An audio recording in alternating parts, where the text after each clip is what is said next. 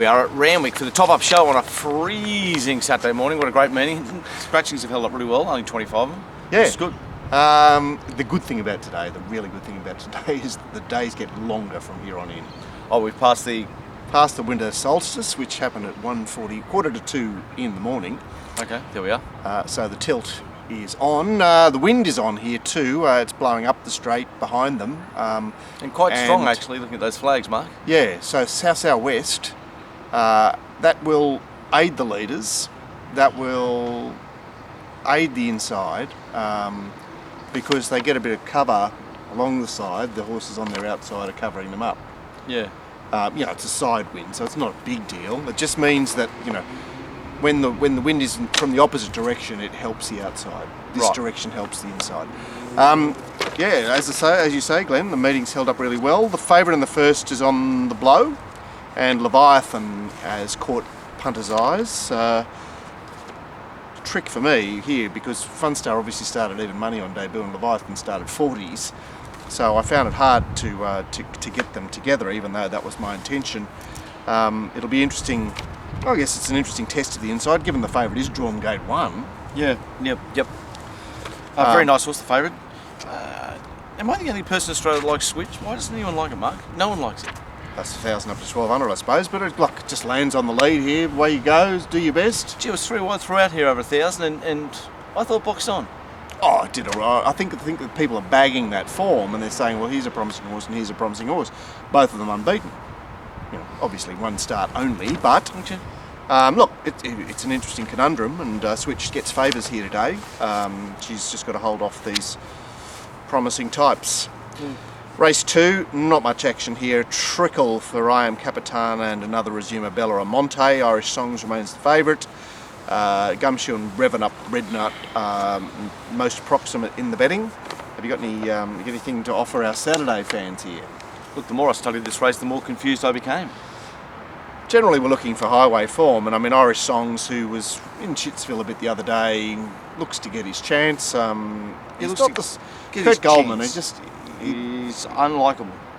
Yeah, I'm sure he's a nice fellow, but the market's he's just a hard trainer to back in town.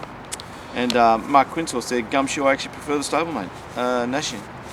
Okay, because Gord was very anti the trial of Gumshoe, who was hard in the market. His highway. I don't know what Gord said there, because he did say on the show that it was under the whip in the trial. Is that what he said? No, he said that was Cesar that was under the whip. Oh, it was too. Yeah. But he didn't like the trial of Gumshoe. Race 3, the 2,000 metre race, pretty inscrutable here. A dibble at Primitivo, High Power, and a roughy Dark Pearl, but nothing really of substance. Good old numbers race. We throw in the wild card from New Zealand, the 3-year-old who went like a dromedary in Brisbane. So it's a really sort of tricky race to pull apart, I suppose. Hard race to pull apart. A little bit of interest there from top and bottom for me. Woogok and Belfast Bella after I finish the tapes. Okay, Belfast Bella, it's interesting you made a case for her, because she looks a bit skinny in form and time DF, off. But the DF there, I thought. A little bit of DF. The Winter Dash is our feature, and I think we're down to 7 runners. Cesar and Almanzora are best backed, not notably so, but both resuming in this race. We've got Jungle Edge and Cradle Mountain to cut it out, with Passage of Time accompanying them. And I guess the mounting yard is critical here, isn't it? Cesar, the 3-year-old, resuming off a fairly long spell, comes back for a new yard, and the trial was interesting. And our Manzora, fresh, new. Yeah. And we've got the old favourite there, Passage of Time, who's drawn to get a PR again. Why can't Passage of Time win again? That's what I said yesterday, and you all laughed at me. You said, "Hey, you can't keep PR." When you finish all the tapes, you get more clarity. And I just said, sitting there looking at the two in front, pulling around him. It's chase horses down. I think 13 back to 12 on a heavy track's a real bottle. Yeah, he's the only Northern Meteor that's got any guts, as far as I can. Well, I'm a bit of a pot for Northern Meteor. You're a bit of a sire bagger. Oh, I'm a terrible sire bagger. And it doesn't stand up when you scrutinise the results either. I'm sure some people out there hate you for saying, "Oh, I got a share in that." People got the superannuation in Northern This show's about opinions. That's why we expect people to watch us. Okay, fair enough. The 1400 metre race, which looks to belong on a Wednesday, it's got some horses short in the betting that they're quite hateful. Oneness is the go here, 550 to 440. Tipped a bit yesterday on the show. Couldn't imagine taking it 440. I sort of want $7. Well, for some reason, Stone Cold's double figure odds at $12. Why not 120s? Just we had a lot of country horses. But it is the time of year where you just get these sort of random looking races. Beaten at Sapphire Coast, straight to Randwick. Yep. $11. Oh, thanks very much. It's never seen 1400 in his life. It's the funniest story I've ever seen. I did have oneness on top after finishing some work last night. I got a little bit of getting stronger and stronger with Nahul there, the fresh 1400 metre time. Well, you'd love to think that this race could. Gee, it's getting colder, Mark. Yeah, Nahul to win on ability alone, because he doesn't really get a favourable setup, race shape or whatever. Race 6, Gerds Monty for the day, Gerds Minty for the day terminology, remains solid 6-4 favourite. Cat's Village, of course I don't know, and Glenn's double-digit tab number Jason Coyle Quackini are for overnight firmers. 2 win, guys. Quackini will run a place. No, listen to what says. Race 7, Sweet Victory, very firm in the market. I thought she was very unsuited from gate 1 last week. She's third up. She's the second of the brace of Sweet Unums. He's got Sweet Deal, who didn't get a run in this. Tats Tiara going around fairly firm in the betting in an easier race at Eagle Farm. Both of them have returned well. Sweet Victory's her resume is a little bit thin, isn't it? That's a good chance. Hmm? I don't like it at all. All right, you're giving it none. So what's that lead you into? I noticed that Miles is declaring Monsieur Sisu. It's unlikable too, isn't it?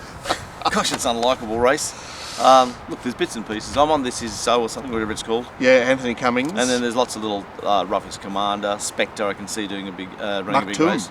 Maktoum will run a great race. Brock Ryan. There's bits and pieces. Big day for Brock Ryan. It's a big day for Brock Ryan. I thought Commander was an outstanding run the other day and is a horse that needs it damp. So this is a great day's racing, guys. Get out here and freeze with me. You'll be fine inside because there'll be no one at the track, so the automatic doors won't be opening and closing. Okay. So it'll actually be warm inside. Yeah. Race 8 is the penultimate. Southern Lad firm at $4.20. Jack's Bars sharing that posse with him. Another race of hateful race. Well, poorly credentialed types. And you gave Noble Joey none yesterday. After I finished the tapes last night, it was back to some. But mainly because I gave everything in the market none. I know. It's another unlikable race. I'm Ghostly from Echo Effect. I thought if you I asked you about Ghostly yesterday. It's weird. You have a look at Ghostly's Randwick runs, and they are surprisingly good at 1200. He's got the SP over Noble Joey in the Wagatown Plate, which I know is a different setup. Noble Joey just moseys along here, whereas the Wagatown Plate was, that Greg McFarlane horse just went stupid. What's his name? Old mate. So a better setup for Noble Joey today, but Ghostly's, still got the record over him. And the nightcap, Spiritual Pursuit, there, hard in the market at 210. How's it going to win? The more I think about it, how is it going to win? Well, it can win if the inside is working. Okay, can win on that. And I'm saying that the weather conditions will actually... No? Okay, you're saying cut up track. Might be all right for race 1, but not race 9. I'm looking at Deity, usual suspects here. Deity, the Matthew Dale horse, what's it called? Well, look, yes, High Stella, it's a surprisingly deep 1,000-metre race because these races can get a bit tinny. November Man. And November Man. Gord's going on November Man. It's a Saturday horse, so I'm just going... It's about a 1,000-metre race on Saturday, which doesn't really count, but anyway, it's back here in a 1,000-metre race on Saturday. And nothing really counts, like us at RacingRant. Completely mad. But you get a lot of talk each week from us, 4 shows, and sets for all Metro meetings, the all-important Mounting Yard mail direct to your phone 5 minutes before each race, and it's all for $22 a week and free for the first 2 weeks. So just come and have a look. Hard to beat free. Yeah. Come and sign up for 2 weeks in Campton, then re-sign up in Campton. No, you're not. We Jerry to that. We have finally jerried to that. Anyway, we want you on board, that's the point. So come and join us, check us out. The first 2 weeks free, RacingRant.com. See you soon. Good luck.